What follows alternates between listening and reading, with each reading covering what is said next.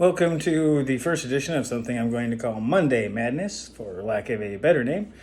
And really, I just wanted something that would be a nice thing for me to start talking about things that I think about, throw my opinion out there, what I think, what I say. I'm not that greatest typist, so it's going to be in video form.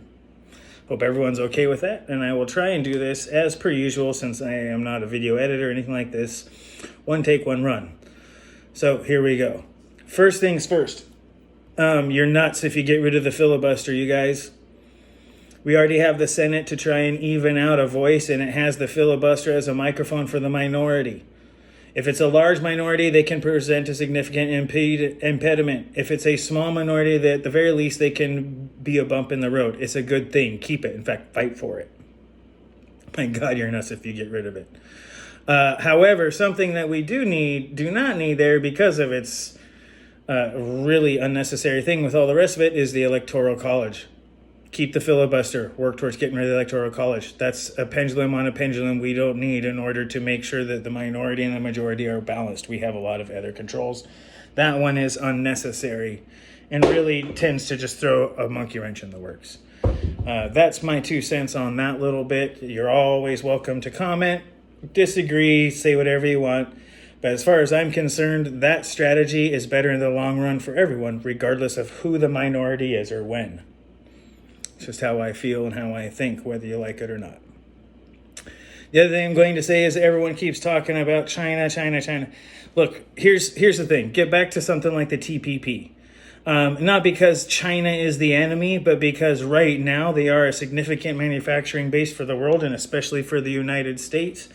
And if this pandemic hasn't taught us anything, it should at least teach us that we need a secondary manufacturing base or a secondary labor base that we can count on, that is not Chinese and that is not necessarily beholden to them, or is not another non-quite ally like, say, Russia.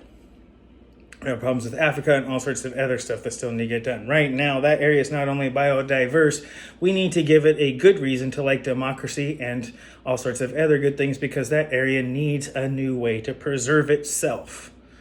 So let's go ahead and get that little half-circle defense there around the South China Sea like we had going, where we can kind of give ourselves a little cup for China to pour into if they ever experience another thing. We can not only cordon them off, but we have a secondary ballast of both manufacturing and other services that we can do. The TPP or something like it would guarantee that. And then we don't have to worry so much about something if there becomes another pandemic or like that. We have a secondary base as well, a place to a stopgap.